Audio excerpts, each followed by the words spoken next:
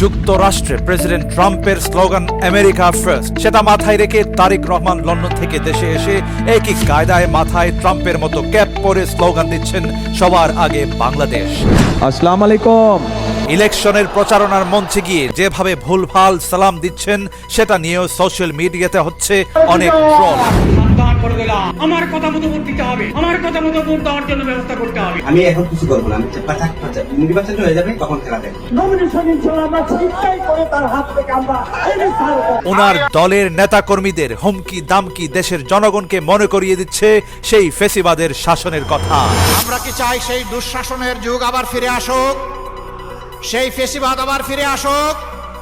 যদি আমরা না চাই তাহলে যে দুঃখী মানুষগুলোর কথা বললাম আজকে তাদের মুখে হাসি ফুটানোর জন্য নতুন লড়াই আমাদেরকে শুরু করতে হবে ইনশাআল্লাহ।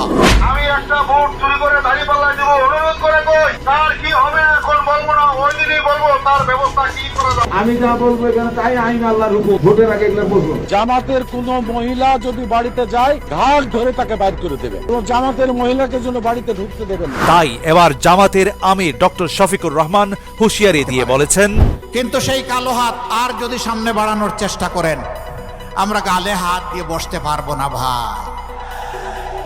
পায়ে পাড়া দিয়ে মুখের উপর ঠুটের উপর ঘুষি মারবেন আর বলবো যে এবার কানটাও ছিঁড়ে নেই, এই কাজ হবে না। বরঞ্চ সমান ওজনের হিসাব নিকাশ আপনাদের দিকে ফিরিয়ে দেওয়া হবে।